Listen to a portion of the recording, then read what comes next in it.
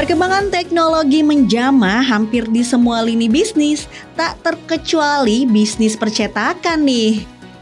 Perjalanan panjang perkembangan teknologi printing semakin menciptakan produk-produk yang gak cuma cepat, tapi juga presisi. Transformasi besar-besaran sih, mulai pada abad 21 yang ditandai dengan hadirnya teknologi digital printing yang mampu memenuhi kebutuhan percetakan dalam berbagai skala produksi.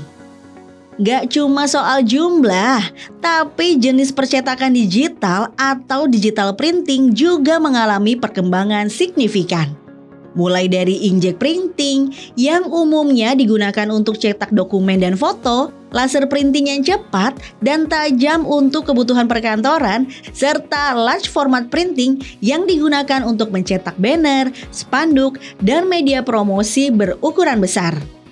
Selain itu, terdapat teknologi UV printing yang mampu mencetak di berbagai media seperti kayu, kaca, dan akrilik dengan hasil tahan lama. Gak cuma itu aja, sekarang nih ada loh printing atau percetakan menggunakan teknologi 3D alias 3 dimensi yang bikin peluang bisnis printing semakin kompetitif. Wah, penasaran juga ya gimana caranya bikin percetakan 3 dimensi ini? So, check this out! Halo, salam kenal. Saya Fadli Firdaus. Di sini saya sebagai teknisi 3D printing. 3D Zaiku berdiri di Indonesia sebenarnya udah cukup lama, dari 2015. Kayak gitu. Sebenarnya 3D printing juga lebih lama lagi sebelum hadir 3D Zaiku. Nah, 3D Zaiku sendiri hadir karena ingin apa? Ingin untuk memperkenalkan teknologi 3D printing ke masyarakat luas di Indonesia khususnya. Kenapa memilih 3D printing? Karena di Indonesia sendiri, perkembangan 3D printing saat itu ya, itu masih jarang banget. Masih jarang yang mengetahui tentang 3D printing. Nah, maka dari itu, kayaknya ini suatu hal yang tepat untuk 3D Zaiku memang fokus di 3D printing. Nah, penggunaan printing 3 dimensi ini juga luas banget loh. Bahkan beberapa sektor bisnis mulai melirik penggunaan produk-produk yang dihasilkan mesin 3D untuk memperkuat lini usaha mereka. Sebenarnya kalau untuk bidang-bidang yang menggunakan 3D printing ada banyak. Pertama, dari hobi juga pasti. Hobi ya untuk pembuatan berbagai macam keperluan-keperluan mendukung hobinya kayak gitu. Kemudian UMKM yang produksi misalkan ya miniatur. Kemudian arsitektur juga bisa kita membuat sebuah market ya menggunakan 3D printing sekarang udah banyak.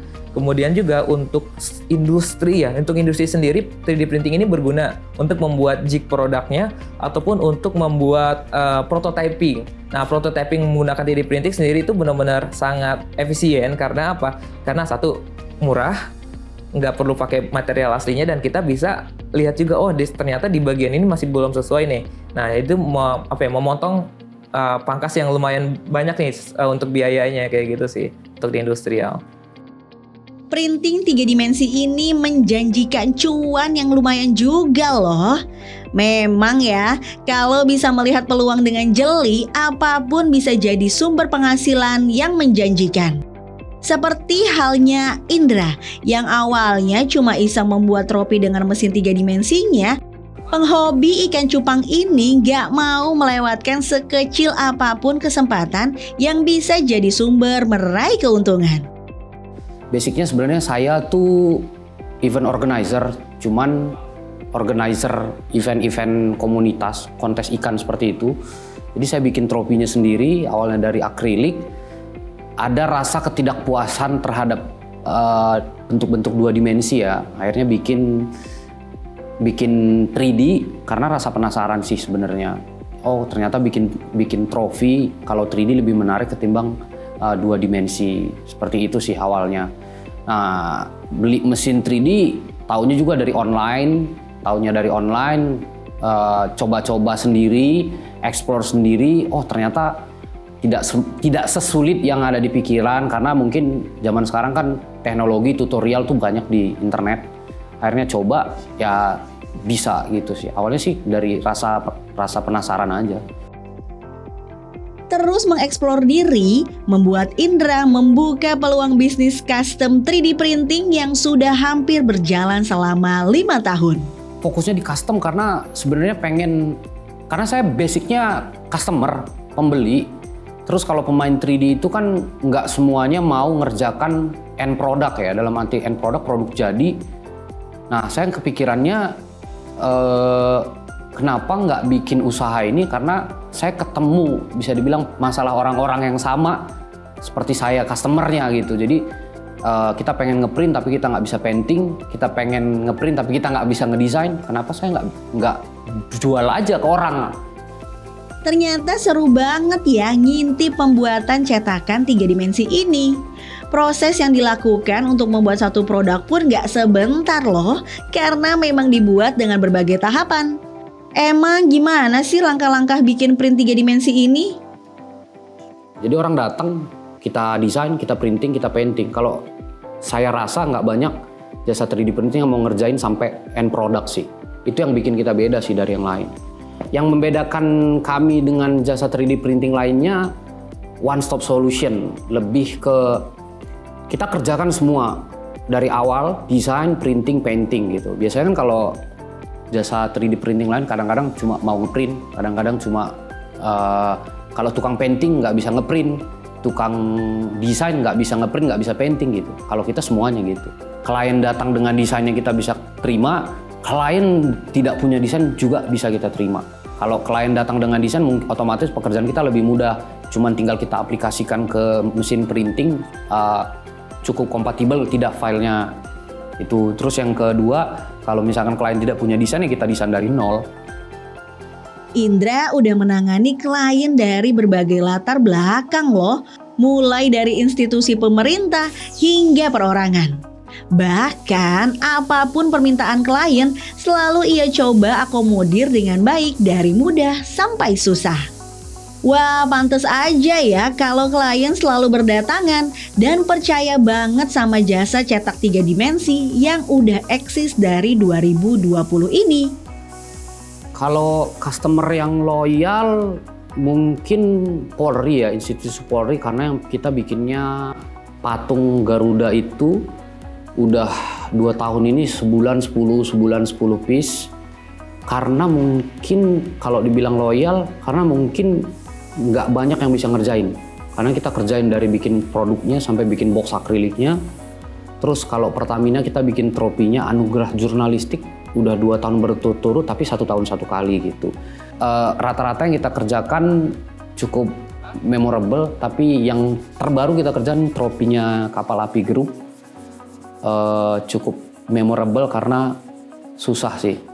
Buat kita kalau misalkan pekerjaannya bikin kita susah tuh kayak kita dapat ilmu baru sih gitu. Karena yang kita kerjakan salah satunya bikin kita beda sama yang lain, kita lintas bahan. Satu project kita bisa gunakan 1, 2, 3, 4 bahan di dalam satu objek. Itu yang bikin cukup unik. Dalam proses membuat sebuah produk menggunakan 3D printing, ternyata juga memiliki batasan, tergantung ukurannya. Semakin besar ukurannya, semakin lama waktu pengerjaannya. Sebenarnya cepet. Kalau misalkan objek-objek kecil 3 hari, cuma rata-rata karena kita ngerjain objek-objek besar, dari 20 sampai 45 hari biasanya. Tergantung seberapa rumit. Rumit itu kayak detail paintingnya ribet tidak, seperti itu sih. Kalau batasan, yes, lebih ke kalau ukuran sebenarnya 3 meter pun sebenarnya bisa kita kerjakan.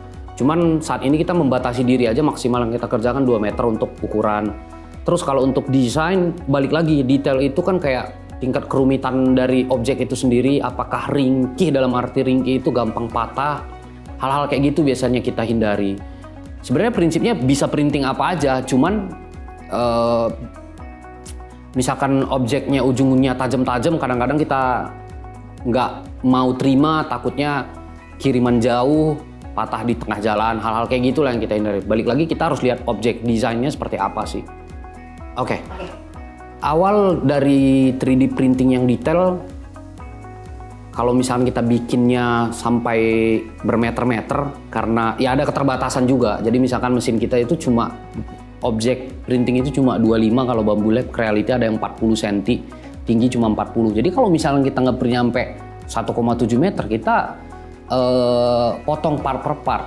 Nah, sisanya kita finishing gitu loh. Itu yang membedakan, salah satu alasan yang membedakan kita dengan jasa 3D printing, karena kita fokus di finishing gitu. Jadi kita printingnya sampai banyak, sampai berhari-hari. Kita ada pernah ngerjain sampai 20 hari untuk printing doang. Finishingnya malah lebih cepat, cuma 10 hari gitu. Karena saking besarnya, jadi kita bikinnya satu-satu gitu. Tangan satu, mata satu, kepala satu, sampai seperti itu gitu. Makanya pekerjaannya bisa dibilang sangat detail. Oh iya, ngomong-ngomong soal bahan untuk bikin printing 3 dimensi ini apa ya? Dan bagaimana pula mengatur penggunaan bahan bakunya? Apakah perlu bikin pengaturan matematis? Seperti itu. Jadi harus dilihat dulu nih, kalau memang produknya itu ya untuk figur ataupun ya custom berbagai macam objek-objek yang unik-unik yang butuh detail tinggi, pasti resin pilihan yang paling tepat. Kalau misalkan part, misalkan custom body motor ataupun bodi kendaraan kayak gitu, nah itu cocok di filamen kayak gitu. Nah untuk saat ini ya, untuk di industri yang diminati mesin seperti apa kayak gitu. Satu, yang pasti kecepatan yang tinggi, yang high speed. Kedua, berukuran yang cukup besar juga. Nah saat ini untuk mesin yang memang cocok untuk industri, sebenarnya ada standar sih, ada industrial grade sama ada yang buat hobi ataupun ya sekelas UMKM kayak gitu. Namun saat ini mesin yang paling oke lah untuk proses pengerjaan ya area kerja besar itu ada di Bambu Lab sih. Peluang bisnis 3D printing saat ini tergolong sangat menjanjikan karena pertumbuhan industrinya terus meningkat baik secara nasional maupun global. Sebenarnya 3D printing itu luas. 3D printing itu nggak ada batasnya sih. Yang batasnya 3D printing cuman kreativitas saja. Kita kedepannya mau bikin produk-produk sendiri. Karena di luar negeri yang saya analisa, yang kalau jasa 3D printing ini tantangannya cukup besar adalah karena yang main banyak, yang banting-banting harga banyak. Kalau kita nggak mau main di situ, kita nggak mau banting-banting harga. That's why kita mau bikin produk kita sendiri, ya yang dijual adalah value. Perjalanan dari sablon konvensional hingga 3D printing menunjukkan perubahan besar pada bisnis percetakan. Dari proses manual berbasis keterampilan tangan, berkembang menjadi sistem digital berbasis desain komputer. Transformasi ini bukan menggantikan sepenuhnya teknik lama, tetapi justru memperluas preferensi konsumen atau pelanggan, kreativitas, hingga model bisnis di industri printing modern.